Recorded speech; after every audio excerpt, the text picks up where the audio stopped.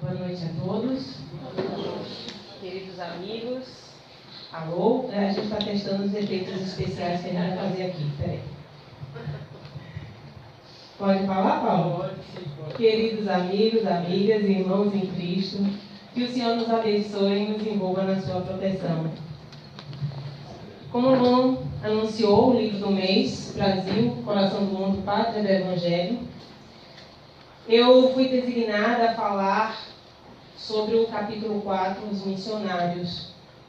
Mas antes de adentrar já no conteúdo em si, do tema, eu chamo a atenção para alguns detalhes. Essa obra, ela é de autoria espiritual de Humberto de Campos, pela psicografia de Chico Xavier. Esse espírito, um espírito de escola, quando essa obra foi lançada, depois de algumas outras, chamou muita atenção pelo fato de ser uma obra um pouco histórica, porque ela conta desde a colonização do Brasil até a proclamação da República, todos os passos que ocorrem aqui, também na Europa, né? Afinal, o Brasil é colônia de Portugal, mas, em paralelo, ela mostra a atuação dos espíritos nesses eventos. E aí se questionou, inclusive a Emmanuel que coordenava os trabalhos de psicografia de Chico Xavier. Emmanuel que educou a mediunidade de Chico Xavier. E todos aqueles mais de 400 livros que foram psicografados foram através da coordenação de Emmanuel. E Humberto de Campos não foi diferente. Tanto que o prefácio do livro é do Espírito Emmanuel. E é questionado Emmanuel por que um escritor, para escrever esse livro, para ditar, no caso, né, a psicografia, e não um historiador. Um historiador que teria mais elementos a acrescentar, teria até mais credibilidade do que apenas um escritor, um crítico literário. E Emmanuel, ele responde, esclarecendo. O nosso irmão Humberto tem nesse assunto largo campo de trabalho a percorrer, com as suas facilidades de expressão e com o espírito de simpatia de que dispõe como escritor em face da mentalidade geral do Brasil. Esse livro foi escrito em 1938, lançado pela FED.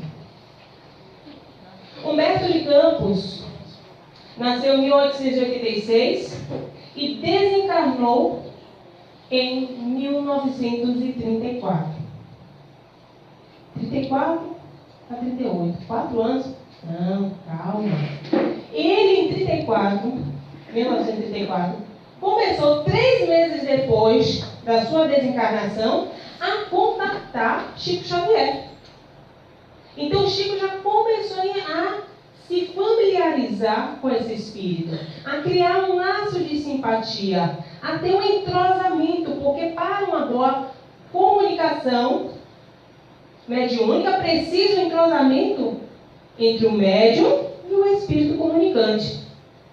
E esse entrosamento começou desde 3 meses após a desencarnação de Humberto de Campos. E aí foi psicografado o primeiro livro, Palavras do Infinito, o segundo, Crônicas de Além Túmulo, cada um em um ano, né? 35, 36, 37, 38, Brasil, Coração do Mundo, Pátria do Evangelho. Aí foi 39, 40, 41, tem vários livros sequenciais, até que em 1944, a viúva de Humberto de Campos entra com um processo contra a FEB e Chico Xavier, reivindicando os direitos autorais dos livros do seu viúvo, ou do seu viúvo não, do seu de Cujos. Querendo os direitos autorais, afinal de contas, o questionamento dela no processo, inclusive, é assim: se realmente for uma psicografia né, do meu marido, do meu falecido marido, eu quero ter direito aos direitos autorais. E aí ela perdeu em primeira instância, Chico Xavier e a FEB conseguiram esse mérito, e ela recorreu. Ela foi para a segunda instância, os tribunais não deram grande causa para ela, não teve a sentença de Chico, né? Um grande causa para Chico e para a FEB. Então tem toda essa história, essa intimidade do médium já com esse espírito.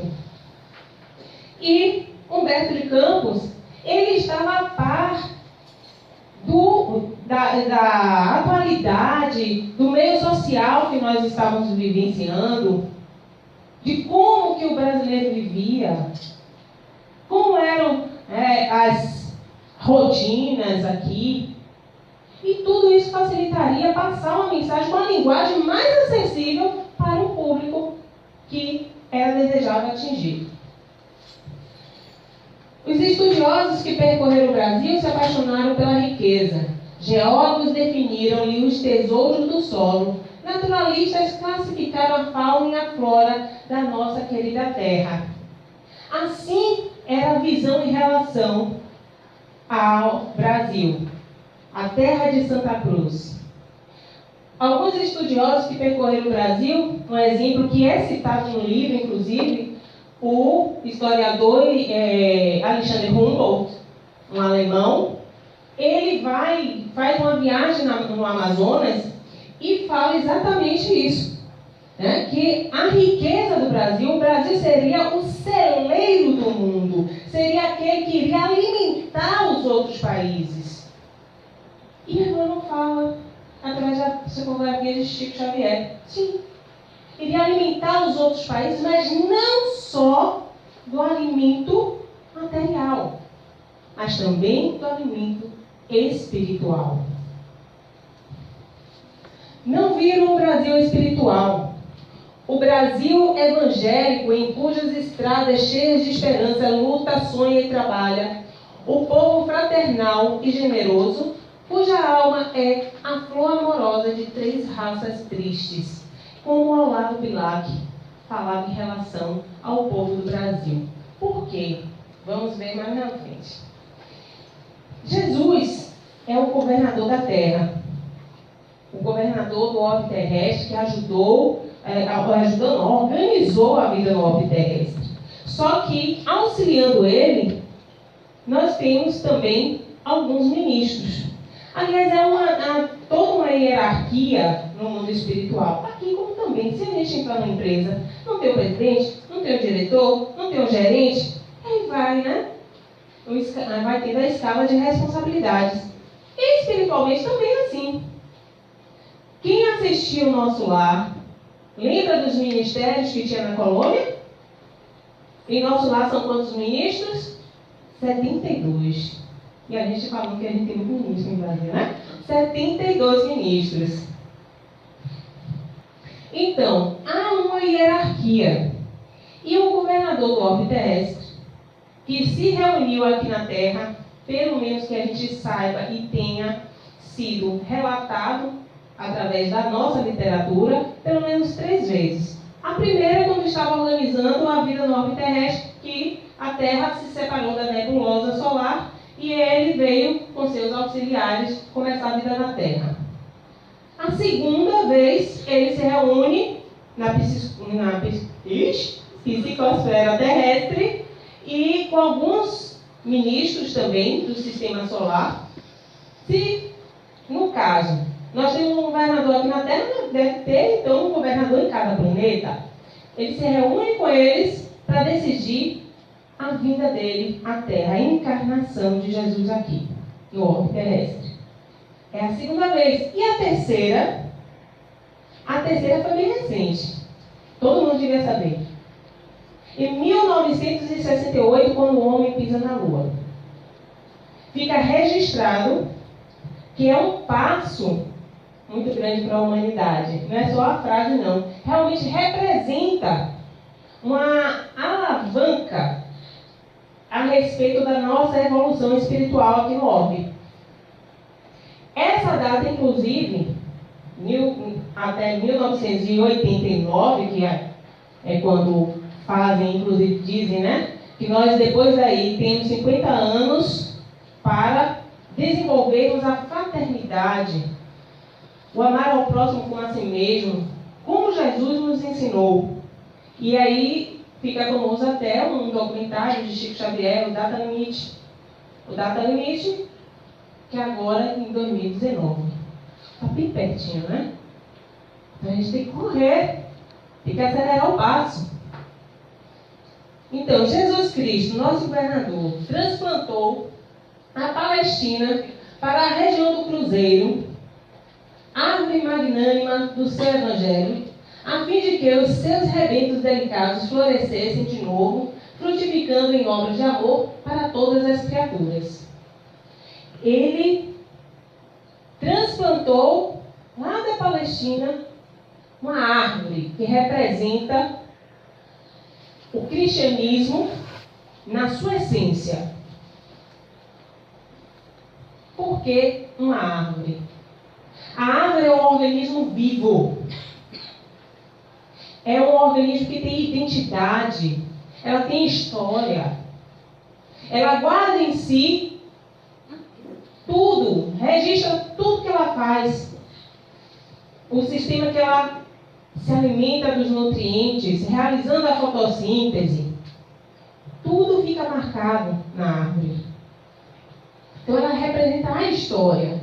E a raiz, nesse símbolo que nós temos, da árvore que foi transplantada da Palestina para o Brasil, a raiz representa os profetas.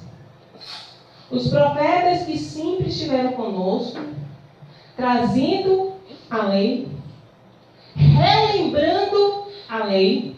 Se nós formos olhar até nos livros do Antigo Testamento, desde os livros mosaicos, muitas coisas que são ditas em Levítico é dita em Deuteronômio, que é o último livro.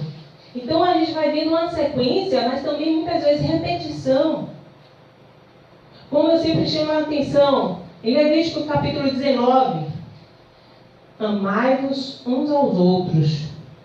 Não, amai o próximo como a ti mesmo. Tem lá em Levítico 19, ama ao próximo como a ti mesmo. E Jesus fala isso. E a gente acha que um mandamento que Jesus nos trouxe. Não, por isso que é questionado a Jesus a respeito dos mandamentos, e ele fala, o primeiro e maior mandamento: amar a Deus acima de todas as coisas, com todo o seu coração, com todo o seu entendimento, com todo o seu coração, né? Seu entendimento e todo o seu espírito. Eis o primeiro mandamento, o maior mandamento. Mas eis o segundo, que é semelhante a esse: ama teu próximo como a ti mesmo. É semelhante a amar a Deus? Sim, porque amando teu próximo, você está amando a Deus. Quando você ama a Deus, você está amando teu próximo. Criação e criatura, né, no caso, e criador. Então, a raiz são os profetas, que sempre nos auxiliam com a lei. O caule é o evangelho, é a boa nova, é a moral cristã, que é implantada na Palestina através do exemplo de Jesus, vivenciado por Jesus, depois, posteriormente, através de seus apóstolos, seus seguidores. E a copa da árvore, que representa e está citado no livro como a terceira revelação, o Espiritismo. No século XIV, 1375, Jesus desejou realizar uma de suas visitas periódicas à Terra, a fim de observar os progressos de sua doutrina e de seus exemplos no coração dos homens. Jesus veio fazer uma visita rotineira, né? Uma visita periódica. Isso quer dizer que então já veio outras vezes.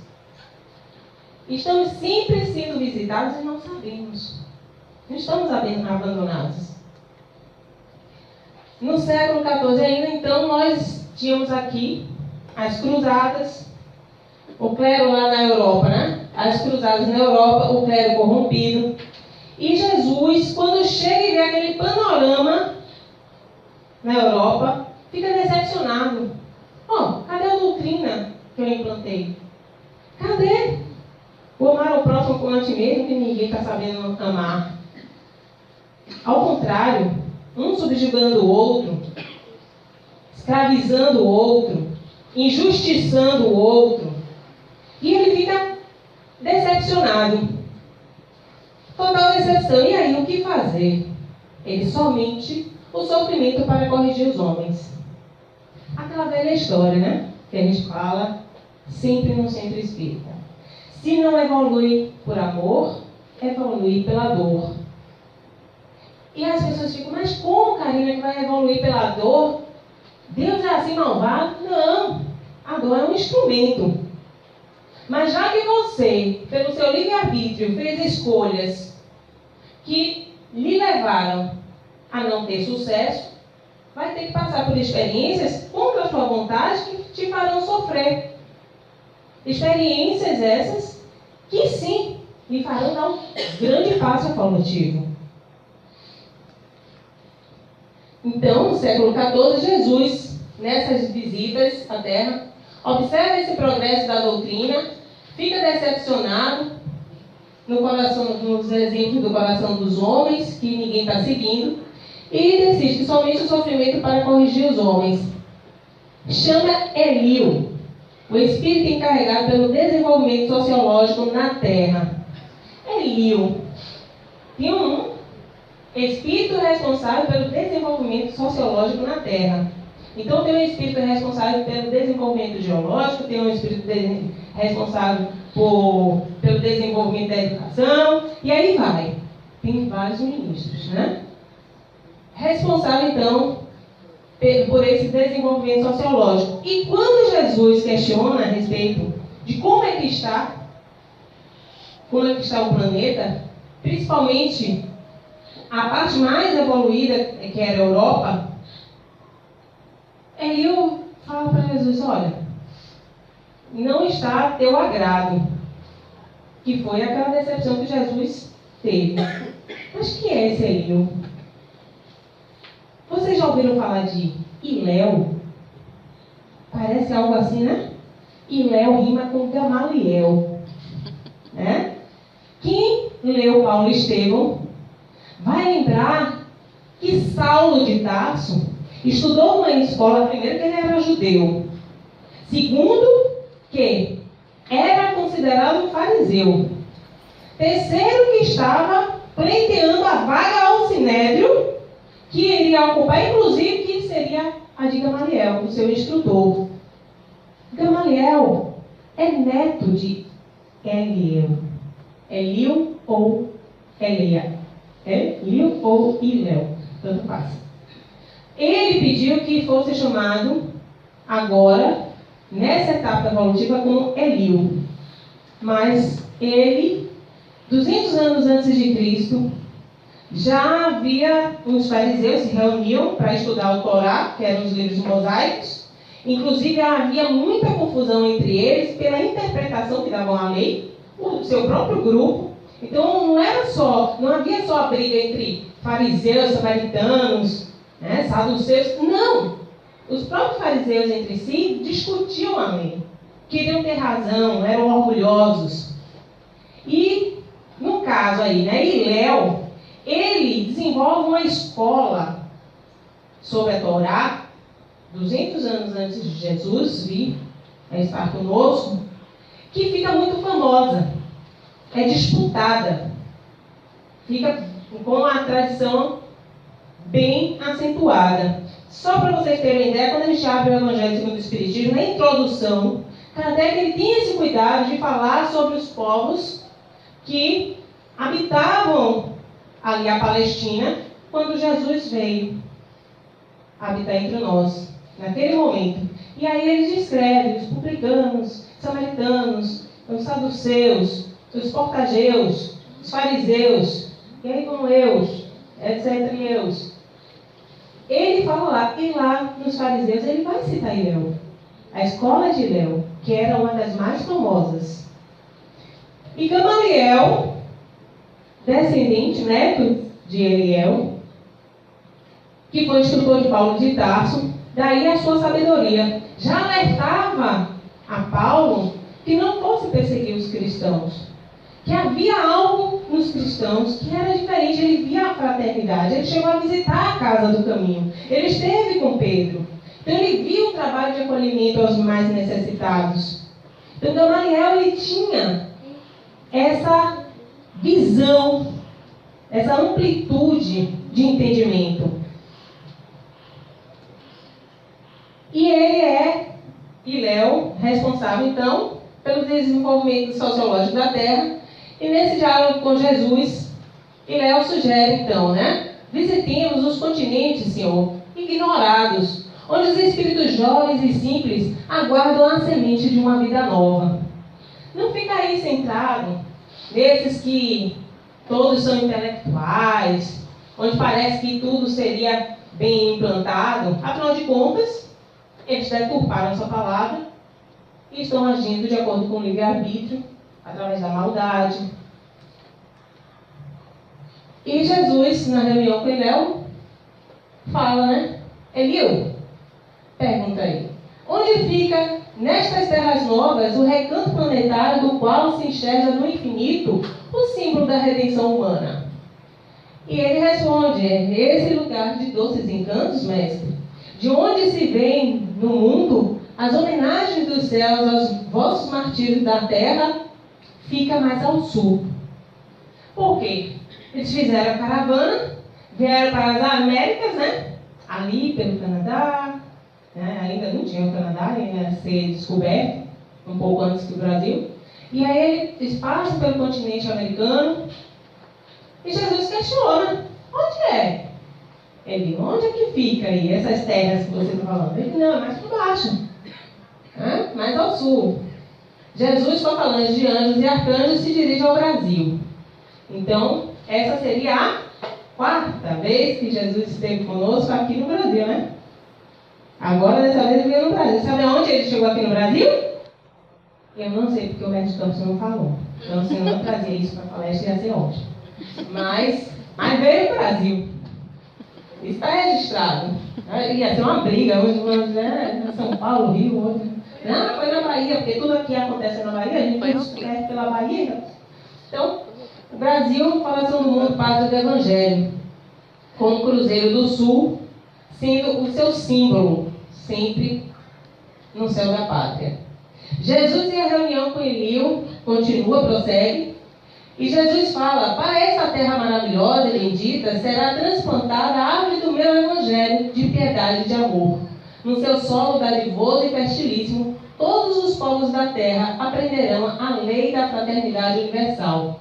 Tu, Eliu, te corporificarás na terra, no seio do povo mais pobre e mais trabalhador do Ocidente. Onde seria esse povo mais pobre e trabalhador do Ocidente?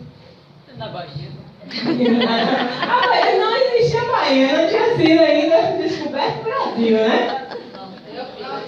Não, porque me parece Portugal, gente.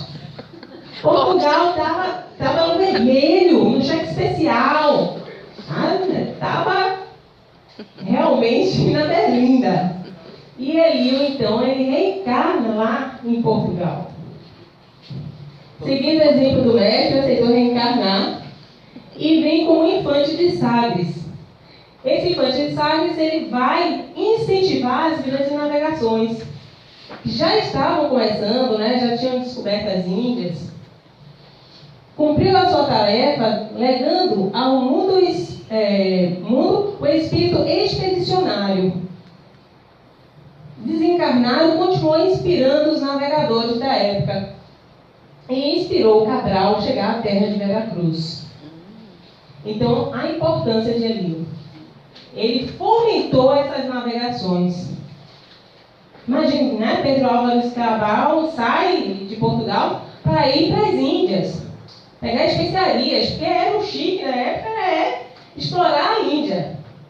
Porque naquela época tudo que se descobria explorava. E aí me parar, Aonde? Agora sim, Paulo, na Bahia. Então, depois, quando o Brasil começou a ser colonizado como terra de Veracruz, né? Só o Brasil conseguiu manter-se uno e indivisível na América, entre os embates políticos de todos os tempos. É que a mão do Senhor se alça sobre a sua longa extensão e sobre as suas prodigiosas riquezas. O coração geográfico do orbe não se podia fracionar. Então, e Jesus faz esse relato, segundo as tradições de Humberto de Campos, porque a forma que essas informações chegam para Humberto de Campos, nós chamamos de tradições, da mesma forma que nos chegaram as informações da época de antes de Jesus e depois de Jesus. Muitas coisas não estavam escritas, então era boca a boca as informações. No mundo espiritual, as informações vão sendo passadas de esferas para esferas, né? De pessoas para pessoas, né? E aí, por isso que toda introdução de livros como Humberto de Campos, Emmanuel muitas vezes também coloca isso, dizendo, segundo as tradições do mundo espiritual, porque essas informações que são angariadas das esferas superiores. Jesus, ele já tomava conta de nós, não só do planeta inteiro, mas ele tinha um carinho especial para com as novas terras, porque ele tinha esperança da implantação do evangelho dele de uma forma mais correta dessa vez. Então surgiu a terra de Veracruz, no nosso Brasil, foi descoberto. Uma bola de cristal é ótimo. Antes Ismael, zelador espiritual do Brasil. Jesus, depois que o Brasil é descoberto, a terra de Veracruz, Jesus diz assim, bem, agora preciso designar alguém que coordene todos os trabalhos no Brasil. Então, vou nomear você, Ismael, o anjo Ismael. Quem é Ismael? Na história, né, que nós podemos assim pesquisar na história cristã. Ismael, filho de Abraão. Pai Abraão, um dos patriarcas, o que justamente começa a busca da terra prometida, a nova Canaã, né? Que antes era Abrão, e quando ele tem um contato com Deus, ele passa a ser Abraão. Casa-se com Sara. Só que Sara, numa idade mais avançada, não conseguia ter filhos com Abraão.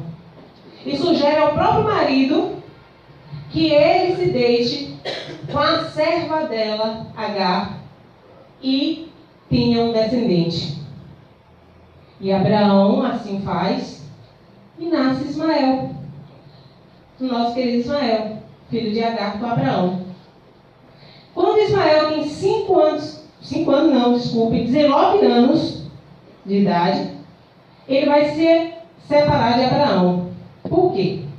Sara, a esposa mais idosa, eles receberam a visita dos anjos do Senhor, e os anjos do Senhor comunicaram para Abraão que ele seria pai e o filho seria de Sara. Ela chegou, começou a dar risada na barraca, porque ela não estava participando da conversa, mas ouviu, né? Aí um dos anjos se dirigiu a ela e falou: porque você riu, ele se chamará Risada. Isaac quer dizer risada. E aí ela tem Isaac, primogênito realmente, o filho dela com Abraão. Quando Isaac faz 5 anos de idade, Ismael tem 19. E Sara começa a se sentir ameaçada em relação à autoridade de Ismael. E fala com Abraão: não, pega Agar e Ismael e põe para fora das nossas terras. E ele assim o faz. É meio ingratinho, a gente lê assim, é meio ingrato, né? Pois é, aí sai Agar, nem brigam, nem discutem, ao contrário, Ismael sai com muito amor pelo pai, vai embora com a mãe e acaba conhecendo uma egípcia, tem 4 filhos com ela, começa a povoar a terra e daí surgiu os ismaelitas. Mas esse é o nosso Ismael, o filho de Abraão. o nosso anjo espiritual do Brasil. Ismael Doravante, seja o zelador dos patrimônios imortais que constituem a terra do cruzeiro, recebe-a nos teus braços de trabalhador devotado da minha seara, como a recebi no coração, obedecendo às sagradas inspirações do nosso Pai.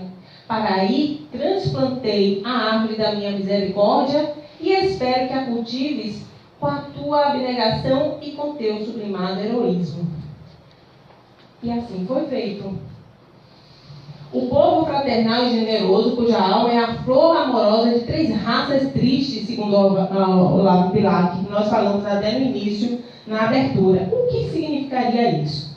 Quando o Olavo Bilac fala que nós, no caso, somos um povo fraternal e generoso e somos compostos por 3 raças tristes, portugueses, índios e escravos.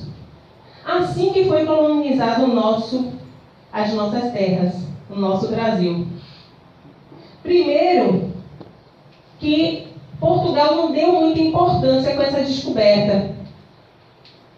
Não haviam ainda descoberto os minérios, no caso até o ouro, porque o ouro, na verdade, quando foi descoberto, foi muito mais explorado pela Espanha do que Portugal, só de ouro. Daí vocês tiram. Então, o que é que eles fazem para colonizar o Brasil? Quando vinham os navios, eles mandavam os portugueses, aqueles que eles queriam exilar, banir da sociedade. Ou seja, queriam limpar lá e largar aqui. Então, larga lá, não leva lá para a colônia. Os índios que eles encontraram aqui, pacíficos, que não ofereceram nenhuma resistência. E os escravos negros, quando eles começam a ser traficados para cá, trazidos para o Brasil. Então, os portugueses bem-aventurados que tinham sede de justiça, porque queriam ser melhor tratados e melhor julgados. Os índios, bem-aventurados os que são brandos, que herdarão a terra. Bem-aventurados os que choram. Naqueles dias longínquos de 1500 já se ouviam no Brasil os ecos acariciadores do sermão da montanha. Então já se ouvia através da própria representação do seu povo. Ismael e o Cristo a respeito da escravidão. Quando Jesus pergunta, Ismael, e aí como é que vão as coisas, na nova terra? Aí ele fala, Senhor, exclama ele, sinto dificuldades para fazer que prevaleçam os vossos desígnios nos territórios onde pairam as vossas bênçãos dulcificantes. A civilização que ali se inicia sobre os imperativos da vossa vontade compassiva e misericordiosa acaba de ser contaminada por lamentáveis acontecimentos. Era a escravidão, era a violência, os maus tratos, a doença. Os índios começaram a morrer porque se contaminavam com os portugueses que vinham para cá de forma completamente indigna. E nessa tristeza da escravidão, nós tivemos outros acontecimentos durante o desenvolvimento do Brasil. Da escravidão, passando para a Inconfidência Mineira, tivemos um movimento abolicionista, 1822. Ismael contava com colaboradores devotados no Brasil, como Castro Alves, Rio Branco, Luiz Gama, José do Patrocínio e outros, além da princesa Isabel e Dom Pedro II. Ora, quando Humberto de Campos nos traz Castro Alves, Rio Branco, Luiz Gama, José do Patrocínio, princesa Isabel, Dom Pedro II, como colaboradores, isso enseja que havia uma organização para que esses espíritos estivessem juntos na história. Então nada foi aleatório. Nós estamos passando por uma conjuntura atualmente que a gente fica assim, meu Deus, o Brasil é um país desgovernado, porque a gente só vê coisa que não deve. A gente está vendo aí a roubalheira, os desvios que tem, das verbas no governo. Operação Lava Jato, que já lavou, só vive lavando, está lavando aí já há um tempão, há anos.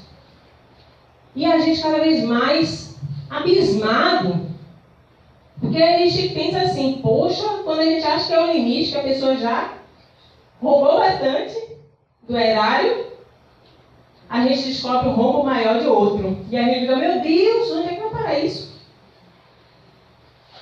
Mas não estamos desgovernados, não. Há alguém no leme. Há alguém direcionando esse barco. Aliás, nós temos, além de alguém no leme, temos seus marinheiros. Então, Jesus e os seus colaboradores estão conosco.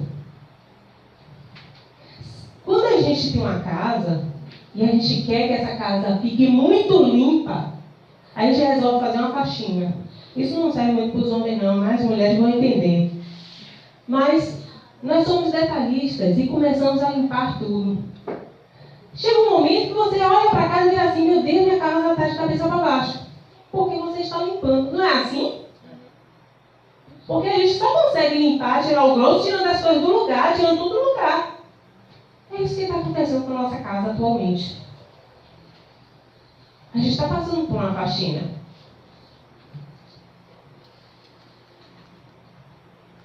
Nessa história do Brasil, então, nós temos o descobrimento do Brasil, depois as capitanias hereditárias, Fundação de Salvador.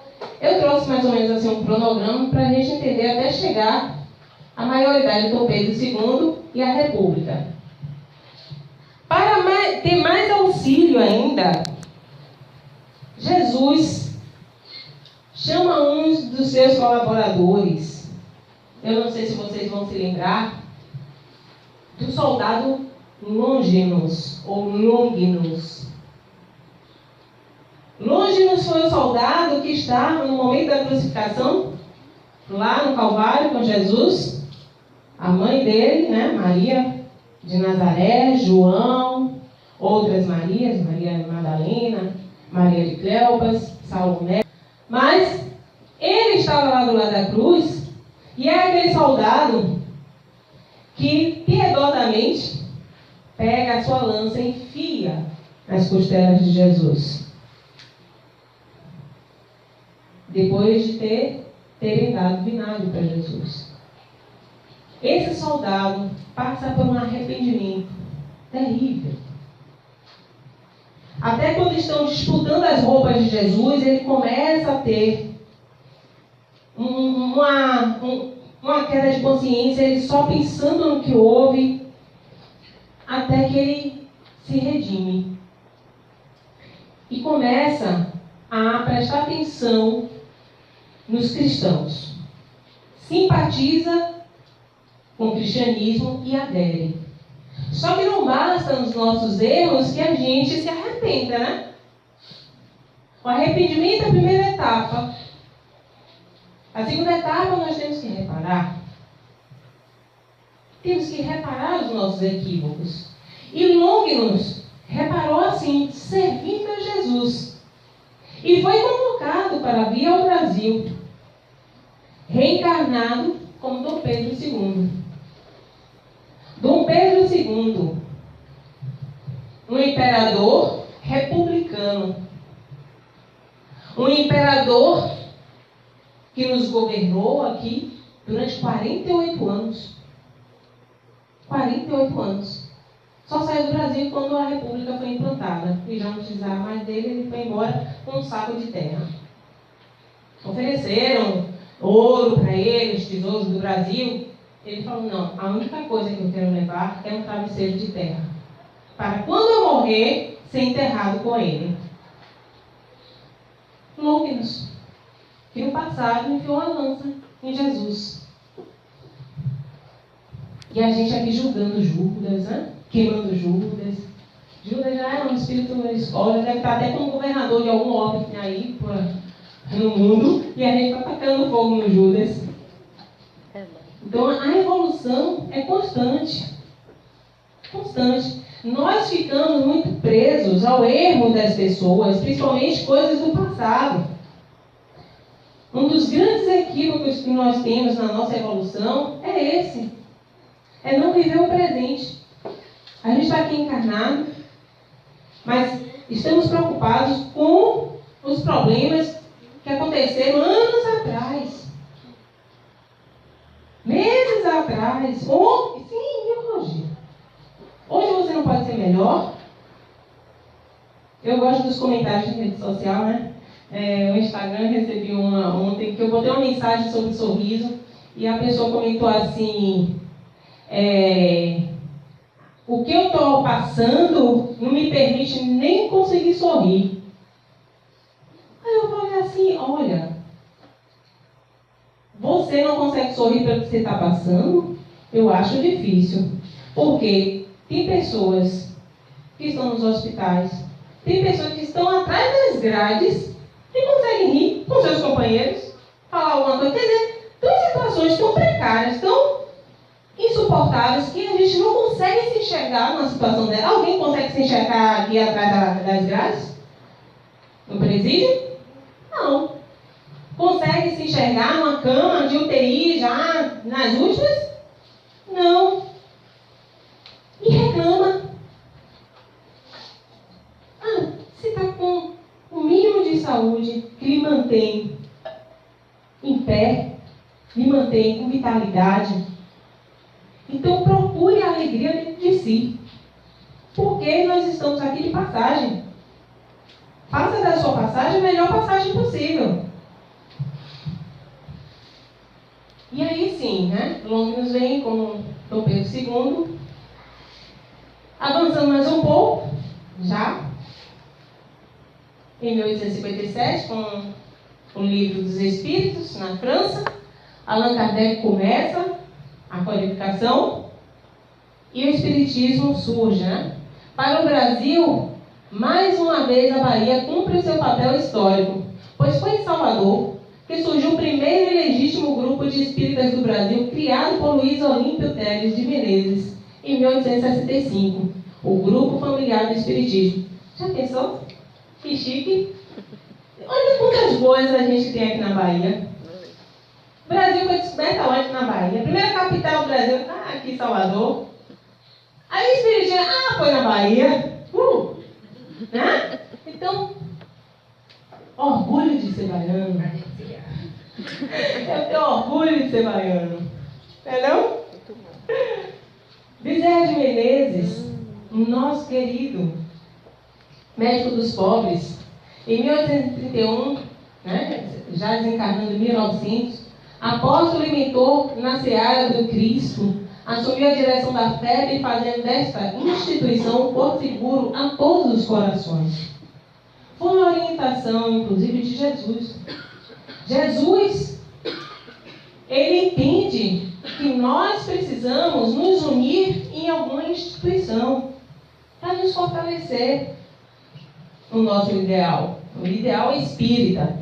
E a FEB, quando é criada, ela é criada com esse intuito de nos unirmos, usarmos esses laços fraternais para disseminar a palavra de Jesus. E Emmanuel, ele, logo também no início do livro, ele fala isso, eu achei muito interessante, eu caminhando para o encerramento, eu digo, né? Peçamos a Deus que inspire os homens públicos atualmente no leme da pátria do Cruzeiro e que, nesta hora amarga, em que se verifica a inversão de quase todos os valores morais no seio das oficinas humanas, saibam eles colocar muito alto a magnitude dos seus princípios deveres, dos seus principais deveres. Gente, esse livro é de 1938. Essa mensagem, parece que o livro, acabei de fazer ele da editorial, né? Parece que eu tirei agora da FEB e vim falar para vocês. Porque essa mensagem cai como uma luva para os nossos governantes. Para aqueles que estão nos 3 poderes do nosso Brasil. no legislativo, no executivo e no judiciário. Porque a corrupção não está somente na presidência. A gente tem visto isso. A gente tem visto vereadores, a gente tem visto deputados, a gente tem visto prefeitos, governadores, tem de tudo. E se não é um escândalo unido, é um escândalo separado. Aí tem umas pipoquinhas menores que a gente, passa desapercebido. Sabe, hoje, amanhã não se fala mais. Mas essa mensagem cai como uma luva para eles. Porque quem está à frente da direção do nosso país é um missionário. Sabe quando nós estamos desencarnados e fazemos o nosso plano reencarnatório e aí reencarnamos até com certo medo de não conseguir completar o nosso plano reencarnatório da forma que a gente programou. Mas esse compromisso vem conosco, dentro de nós, está na nossa consciência. Não é possível que dê um revertério tão grande que de uma missão tão importante, que é desenvolver uma sociedade, permitir que uma sociedade conviva fraternalmente, respeitando-se uns aos outros, de forma digna. E aí vem e faz completamente o contrário. O que leva o Espírito a fazer isso? Que natureza? Estamos no momento da transição planetária. Lembra da faxina que eu falei? Também está ocorrendo no planeta todo. E faz parte, esses escândalos, essas mudanças, o avanço da tecnologia que nos dá acesso à notícia mais rapidamente, a gente sofre mais rápido, faz parte dessa transição. Brevemente seremos um planeta de regeneração. Ah, Karina, e aí? Isso vai fazer diferença? Vai! Porque aqueles renitentes, aqueles que têm contato com o Evangelho, contato com a moral cristã, está no Espiritismo, vou fazer o exemplo aqui conosco. Faz Evangelho no lar, estuda, faz curso, mas não está vivenciando o mais importante. O mais importante é vivenciar. Já dizia São Francisco de Assis, espalhe o Evangelho. Se for preciso, use palavras. Então, vivencie. Seja tolerante, seja amoroso, seja generoso. Ah, mas não, isso é... Tem gente que me diz que isso é besta. Não importa, é uma pessoa que pensa isso, você não deve se preocupar. Por que não pareça? Porque a gente se importa mais com o que os outros pensam do que o que a gente deve fazer realmente. Então eu chamo vocês a essa consciência,